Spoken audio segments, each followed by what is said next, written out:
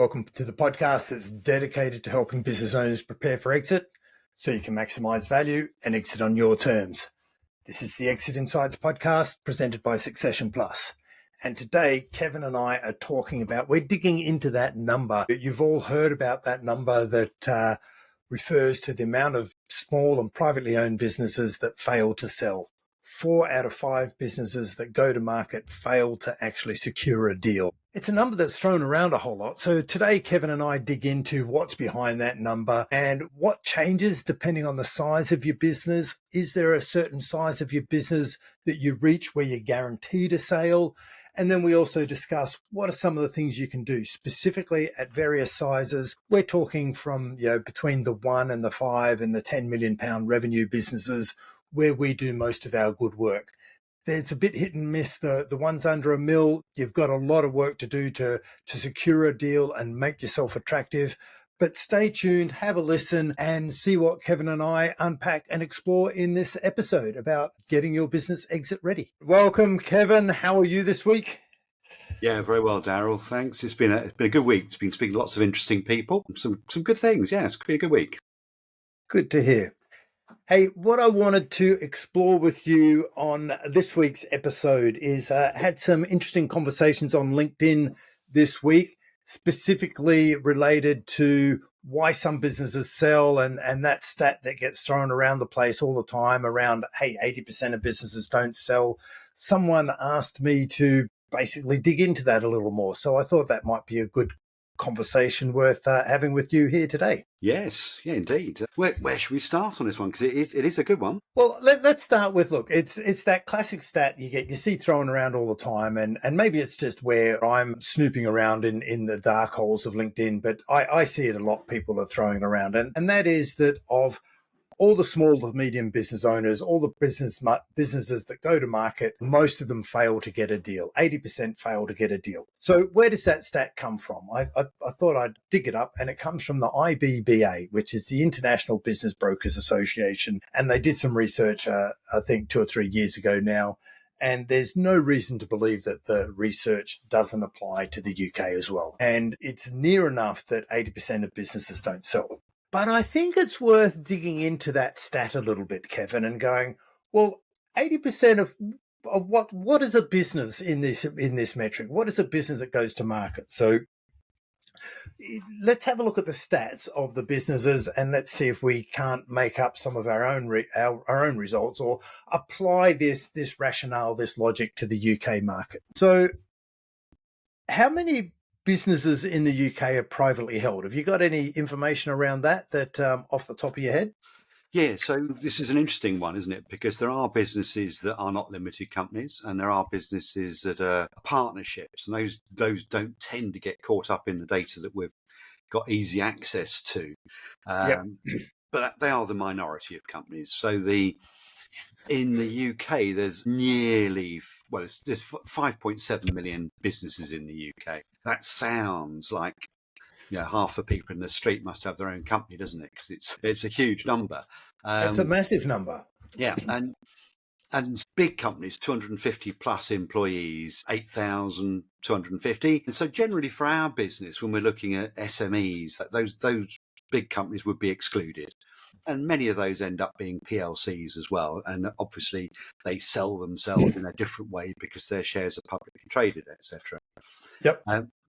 So we can exclude those. Yeah, absolutely exclude those. And then there's 2 key groups here. There's 0 to 49 employees, which is 5.45 million businesses. We'll come back to that in a minute because it's a bit of a misleading number.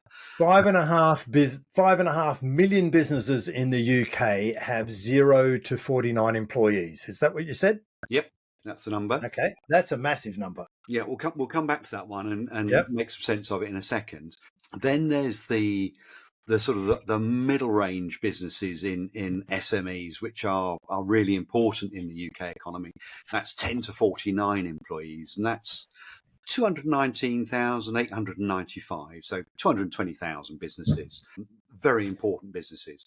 And then it's only a small dent in the 5.5 million, though.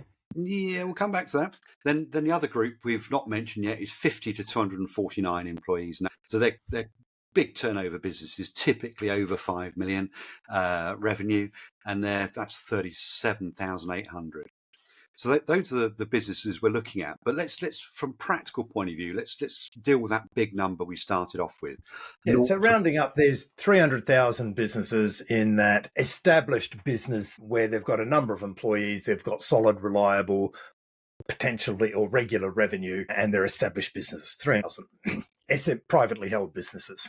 Yes, yeah, in round numbers. The big number I mentioned before, the 5.45 million businesses of 0 to 49 employees, if you take out the companies that are holding companies, shell companies, non-trading companies, whatever, just dormant companies. Trustees. So no employees very often. And just talk about the 1 to 9 employees. It comes down from nearly 5.5 million to 1.16 million. So they're the actively trading small businesses in the UK. 1.16 million. So in our business, we're mostly talking about people that are 10 to 249 employees, which gives us a target range of kind of 260,000 businesses, which is a lot of businesses. It is what makes the UK economy go around. These are the ones, and we won't resist the urge to make any political comments around that at the moment. We'll just look at the facts and what's really going on. Yeah, and what's going on in these business owners' minds from day to day. So there's 260,000 of them that we're potentially talking to in this podcast. Yep. Okay, so we've got 260,000 of them, and we're saying that if that's the bracket we're talking to, of those, they're all of a size where the owners want to exit them one day, and some of them will want to hand it down to their family. Some of them will want to sell it to their employees and go through an EOT route, and there's an option. Some of them will want to continue to grow the business and actually become one of those businesses that are listed. Some of them will merge with others and grow, and two businesses will become one, and perhaps get some help from a PE company who will acquire them and merge them and pull a number of those similar businesses together into one outfit. There's a number of exit options there, and a number of them will just have to close the doors because they can't sell. Yeah. Let's lay over the IBBA number you had there earlier then, Darryl. Yep. And so out of the 260,000 businesses in the UK, we're talking about 10 to 249 employees in total. It means that rather a hideous number, 206,000 of those statistically will not sell. And then it does also tell us that just over 51,500 of them will sell statistically, but not necessarily on terms that are favourable to them. It might include earn-outs. It might be for a number that's not the one that the owner was looking to get when they sold the business. And this is, when you consider the amount of blood, sweat and tears that owners have put into their business over the years they've been running it from the get-go, that is, it's criminal that so many people are exiting their businesses with no payout at the end from it. Some of them, it's kind of intentional because they've never updated their business and it's sort of faded away. But most people, it's because the businesses can't sell. They're not saleable. Yeah. And I don't think we can just throw a blanket over those and just go, hey, look, all of the ones that won't sell are those ones that are at the lower end. There's going to be some that are looking like quite established businesses that still won't sell, or as you touched on, they might attract a deal, but the deal terms will be pretty unfavorable because, well, why? Why would they, get unfavorable? Because they're just too dependent or they're just too risky. We've discussed that in a previous podcast. But it might be a good opportunity to go, well, okay, so we don't want to say, I think it's fairly true that a lot of those that won't sell will be smaller ones where they are really lifestyle businesses where the owners, I think we can even rule out lifestyle businesses because if they're lifestyle business, they're not even going to try and sell them. So we're only talking about the ones that go to market that try to sell. So the ones that try to sell, a lot of them are going to be at the smaller end where they fail. Here's a question for you, Kevin. Do you think a business owner can feel confident and go, hey, look, I've passed this threshold where I've got my business to a certain size, so therefore it's definitely sellable? Do you think, is that something that business owners can give themselves comfort with, or is that just Yes, what they want to hear? yes, I think they can give themselves comfort for it. There's a danger of it being false comfort, though, being a little bit delusional occasionally. But Yep. let's elaborate on this. If a business gets to, for example, the 50 employee number, which, without knowing more about any particular business, if it's got 50 employees, it's probably delivering about 5 million revenue. Yep. If it's that number, it's almost undoubtedly got a hierarchical management structure where there's the owners of the business, and then some sort of leadership or management team, 5 people, 6 people, whatever, that are charged with running different disciplines.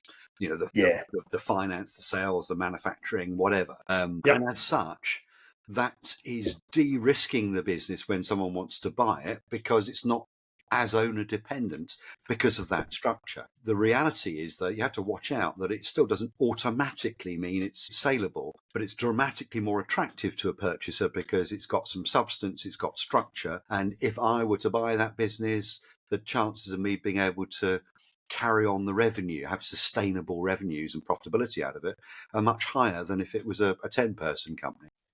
Yeah. So by the time they get to 5 mil in revenue, they've got 50 odd employees. They've got at least 5 people in management positions. Some of those people in management/leadership positions will have grown up with the company, and it's the only leadership and management position they've ever held. So you might be able to question the depth of their capability and their experience in managing. But if they've got 50 people in the business, they've probably also recruited into a couple of those management positions people specifically to do their job, and they've got some experience from elsewhere. And you would like to think, generally speaking, that some of those people are in a position where they can challenge the owners, and they've closed the capability gap between themselves and the owners compared to the managers and leaders that have grown up in the business, as a rule of thumb. Yes, yeah. And it is about having the established experience that you've gained in your business, keeping some of that skill as you grow. That makes common sense. Augmenting it, refreshing it with people that have worked for other businesses in the industry that can bring new ideas, alternative approaches, different contacts, and so forth. And sometimes, when it gets to a certain size, you want 1 or 2 people that are from a different industry, outside of your industry, to say, well, there's more than one way of doing this, and here's an alternative that can make your business more effective, more efficient, more profitable, and more fun. And you can afford to start doing that when you're in the 50 to 249 employee range. And if you don't do it, you are missing out on opportunities.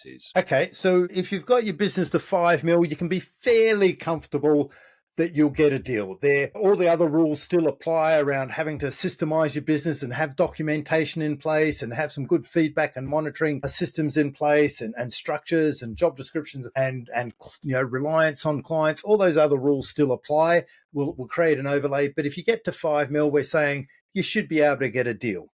Let's go back a notch. What about 1 mil? If you get to 1 mil, how confident can you be that you're going to be able to achieve a deal? I think people get to a stage when they're around about 1 million where they have a sense for what they think the value of their business is. Oh, yeah. But that's derived from conversations with people, with friends, people else in the industry, things they've heard at conferences or whatever. And bearing in mind that at that level, the number of businesses that don't sell in 1 to 9, 10 employees is nearly 1 million businesses that don't sell. There's a lot of people that had this notion that it would sell and have got it wrong. Now, what's the difference between a saleable business with 1 million revenue and a business that doesn't sell? Well, there are a number of things, and if anyone says it's one thing, that it's not helpful. There are a number of different reasons it can be.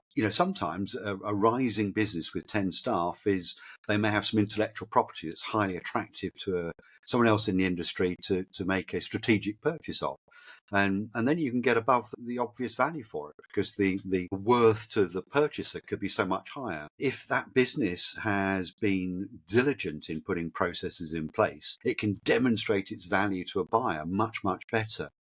And it is on the cusp, isn't it, with 10 people, that sort of level. It's on the cusp of being a structured business rather than an owner with 9 helpers.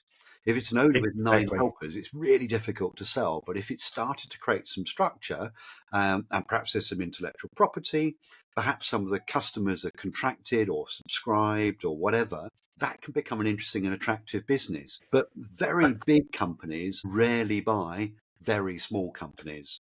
It's too much effort to get hold of £1 million worth of revenue. Putting 2 or 3 people on financial due diligence, technical due diligence, the accountants, the lawyers, just for £1 million revenue, most often is not that attractive.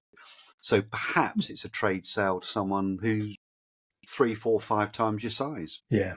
So it's worth looking at because we've talked before about our scalability rule of thumb, and we mentioned rules of thumb earlier. And that is every time you triple in size, you need to rebuild your platforms. So that's, a one person band at 100K revenue.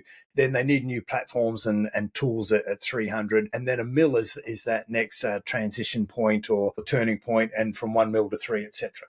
So that 1 million inflection point is one where buyers would be looking and they'd be going, how long has the business been at a mil in revenue? Have they plateaued at a mil? Have they been hovering around that mark for a number of years, or are they just scaling through it? And for businesses that are scaling through it, the owners will be appointing managers and leaders because that's when it's that first point, because you've got about 10 people and teams of 10 people are really at the max. But if the business has been hovering at a mil, it suggests that the owners haven't figured out how to scale their business. They haven't figured out how to appoint a management team and maintain control of the business and overall direction. They're probably micromanaging and getting involved. And that suggests, if they're hovering around that for a number of years, that it is very much that hub and spoke model. Everything revolves around the owners. All the decisions are made from their memory. Nothing is really documented. They're telling people what to do, getting involved, and those sort of businesses struggle to recruit capable leadership people and people. You'll always see a big gap in skills between the owner and the next layer in a business that's been hovering at a mil for a number of years. Yeah, it's interesting. When you were saying that, a word came to mind: momentum. Mm-hmm. If you're buying a business, you want to buy something with momentum. And Yeah. here, what I mean is it's the scaling momentum. Why buy a business that's standing still? Because you're probably, if you want to get more out of it, you're going to have to spend some time, effort, and money to get rid of that inertia, to create that scaling structure, that scaling attitude within the business that hasn't been there for years. And when people are looking to buy a business, people go, well, why do they need to see 5 years of my numbers? Well, here's why. Because if it's just been standing still for 5 years, in reality, it's probably been losing market share, taking in mind inflation. If it's been standing still, is actually going backwards. That's why people want to see 5 years or 3 years of balance sheets and P&Ls and so forth, so that they can see what's going on. If I'm buying a business, I want to buy something that's going somewhere. So when I then put some effort into it, it's multiplying the growth that's already going on, and it's easier to make it go faster than to get it moving from a standstill. Yeah. So let's spend a bit of time on the businesses where we have the most impact, where we do our best work, because, hey, it's our favorite topic. Those businesses that are really in that 3 to 10 bracket. What a business that's at 3 mil, because we talked a little bit earlier about a business that's at 5 mil. Yeah, they're going to be able to get a deal in all likelihood. The terms may be questionable, and that's where we can have an impact. It's going, well, if we're going to help a business in that size, where we're going to make the most difference is we're going to improve the terms that they're likely to be able to negotiate with the buyer. They're going to be able to negotiate more favorable terms. They're going to be able to get a deal quicker, and they're going to be able to reduce the earnout. So let's dig into what are some of the things that we'd be looking at in a business of that size, specifically where we'd make a difference. And the first one that I'm going to throw on the table is you need a proper board structure and a proper board setup. By the time you're at 3 mil, you want your board to be functioning as a board.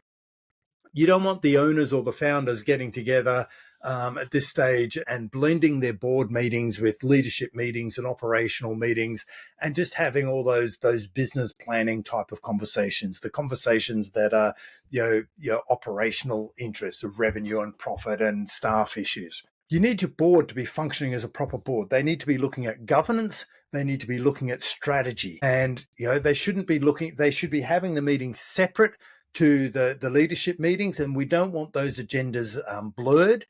So the conversation should be around, the direction of the business, the big plan, the mission, the purpose, and ensuring governance and compliance. And we need to have minutes of meetings of those board meetings that are easily accessible and evidence that any actions from those minutes have been completed. I used to work for a division of a big global company listed in New York and other markets and stuff like that. And it was interesting because our business was in this kind of scale size, this division we were in the UK, and we had six directors, and we were very conscious of the challenges of operating strategically and operating efficiently and effectively.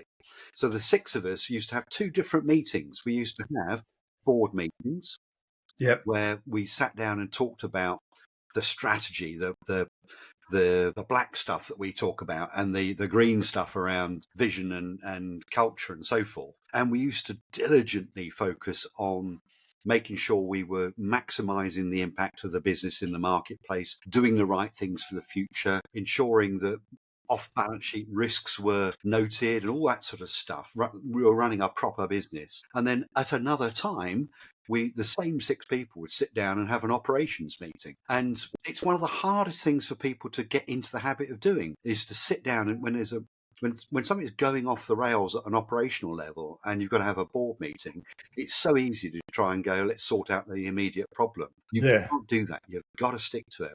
And by doing that, it meant that our strategy was evolving, it was developing, it was being communicated well.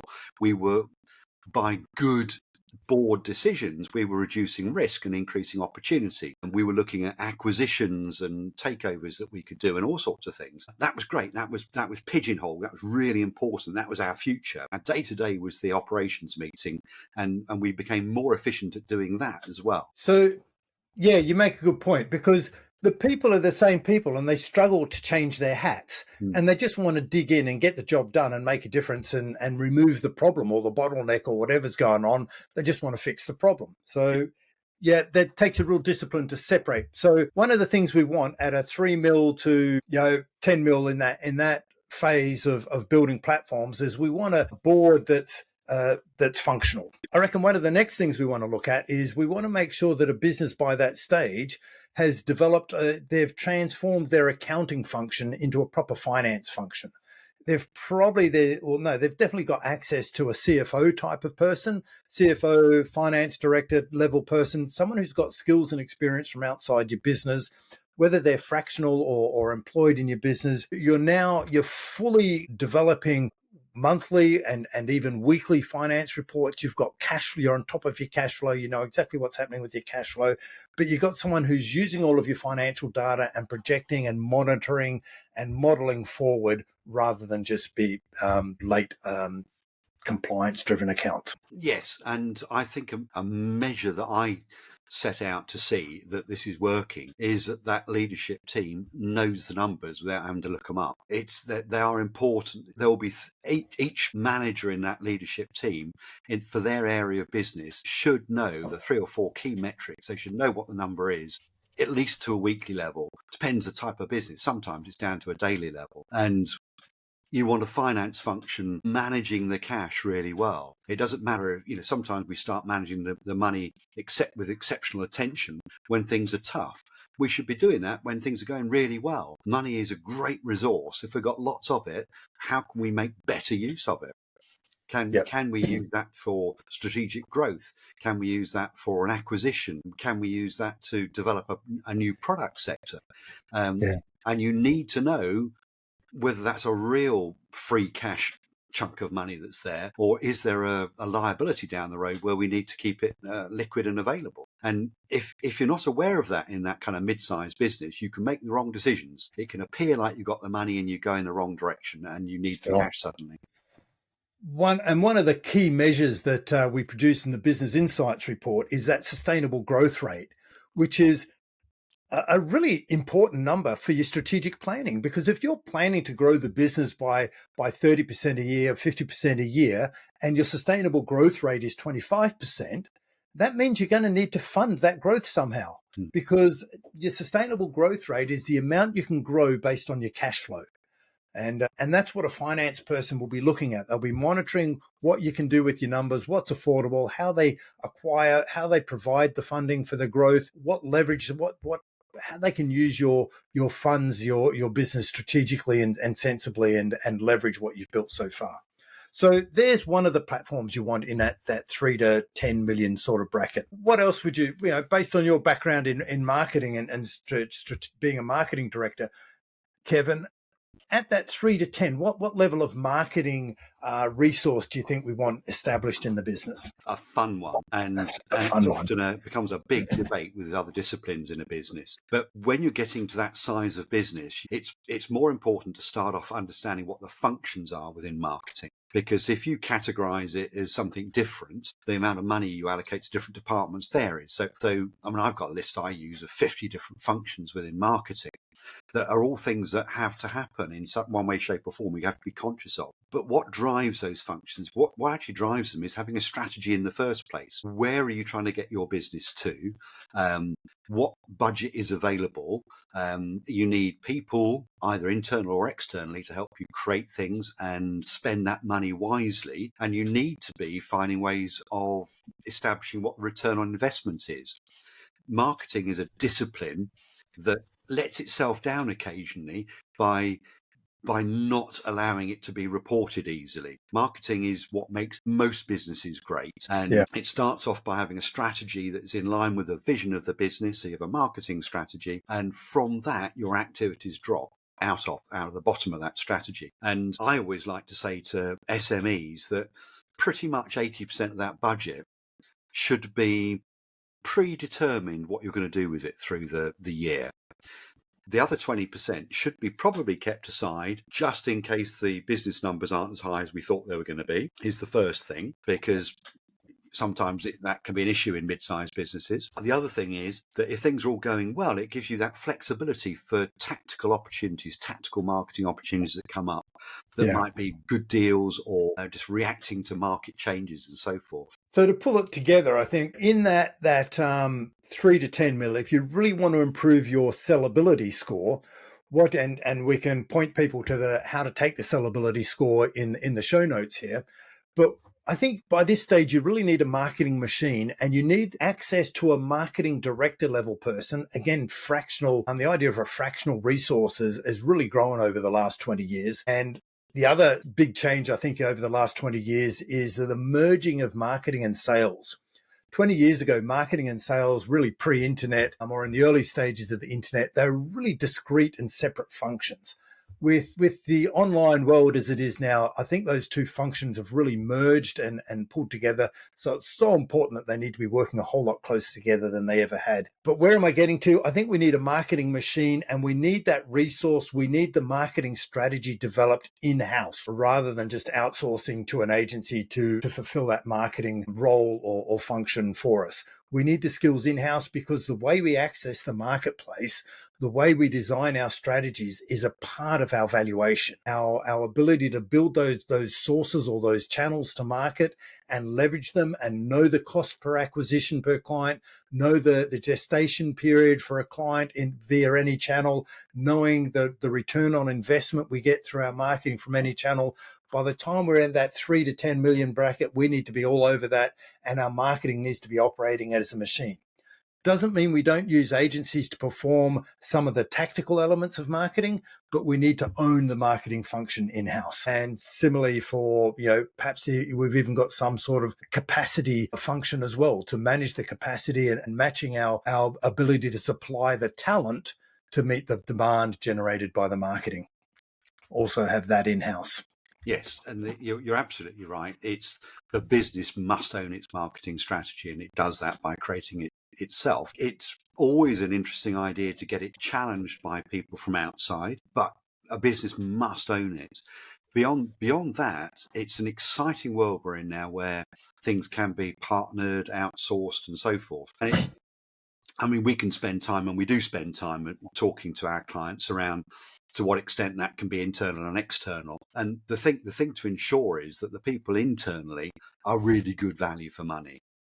That's the measure. It's so easy to staff up and go, well, there we go, and you get people twiddling their thumbs, and it's where marketing ends up being called the colouring in department because people wonder what they do. But if you have a nice lean small team internally that outsources to the people that do the 50 different functions I'm talking about, when required, you can have the best in the UK or the best in the world working for you for short periods of time. And a £5 to £10 million business can afford £150,000 a year marketing director on a fractional basis. And how exciting is that to have someone with that clout and experience on a fractional basis to help that business grow from a marketing perspective? Yeah, well, they're just going to make sure that your market messaging is aligned to your strategy and it's consistent and all of your marketing is aligned, which means that your message to the marketplace is not getting confused because it's a different message all the time and it doesn't seem consistent. Yes. Brilliant. Now, one of the other things is we've got a business of this size that we would stop, impacts on its sellability is how much of your institutional knowledge, your business knowledge is retained in people's heads and how much are you reliant on people who have worked their way up through your business over the years. They've been with your business for 5, 10, 20 years, and they've got all of that knowledge in their heads. How much are you relying on that knowledge being in their head and reliant on that person being around and available to answer all the tricky questions? And how much of your business is now process driven? How much of your corporate knowledge, if you like, is now documented in a standard way of doing things, which means that every time that process or is performed, that it's done in a reliable way, and you can now train people in that process, and you've got some sort of evidence via reporting and monitoring that it's always being done the same way. So that's the systems side of things we're talking about. Is it needs to be clear and reliable by this stage. Yeah, and we measure that key person dependency, key person risk in our business insights report, don't we? Yeah. And it is very, very important. If one person were to disappear from the business and they're going to cause a level of disruption and fragility in the ongoing business, that's a danger that should be mitigated. And it's mitigated by what you're saying, Darryl, of getting processes and systems in place, sharing the knowledge, or actually just making sure more people know it. It's a fairly easy thing to do, but it's also fairly easy just to go, do you know what, there's something more important for me to do this week, and our technical director or whatever, they'll still be here next week. It's fine. We don't need to do it just yet. And we've seen businesses that have fallen apart because one person has disappeared through health reasons or they've been poached by a competitor or whatever. It can be avoided, and it's ridiculous to not avoid it. So let's pull it all together, shall we? And wrap this episode up. We've talked about why some businesses don't sell, and we've talked about the market stat that's thrown around in the marketplace that 80% of businesses that go to market don't sell. We've put a number. What was that number again of the number of businesses that applies to? It's really 260 odd thousand businesses in the UK in that established marketplace that we're talking about, which is really the 2 million, I think it was, or the 1 to 50 employees, Kevin? Yeah, that was 1 to 49. Yes, but it's just 1 to 49 employees. We've got 260,000 businesses, which means that suggests that 200 odd thousand of those will fail to get a deal. We've talked about once you get to about 5 mil in revenue, you can pretty much count on a deal. It's just the terms that are going to, the terms that you're able to negotiate for the deal. And we talked about, hey, let's talk about the businesses that we work mostly with. And that's really that 1 million plus businesses, the 1 to 50 employees, 10 to 50 employees. What you can do, and we drilled down to some of the specific things at the various stages of businesses, what they would be looking for or what they need to put in place to improve their sellability score. And we'll put the sellability score in the show notes. That's a good summary. Beautiful. Hey, Kevin, let's catch up again soon. We'll talk again next week. I'm sure there'll be some comments and feedback on this episode. Why didn't we cover this? Why didn't we cover that? But until next time, have a great week. Yeah. Thanks, Darryl. I hope you enjoyed this episode of the Exit Insights podcast. If you haven't already, now's a good time to subscribe and get notified of all future episodes. Now, if you're planning to exit and sell your business one day, you want to be sure that it's exit ready, when you're ready to exit and with the numbers that work for you. Now, this is going to need some planning. Now, the business sellability scorecard is a good place to start. Just answer a few short questions about your goals and your aspirations for your business and your succession, and you'll get a report and a score for you, your business, and your numbers. As many of our guests have already said, don't wait until it's too late. Don't wait until you're ready to sell. Start your exit planning now to make sure that you're one of the 20% of business owners who successfully exit their business.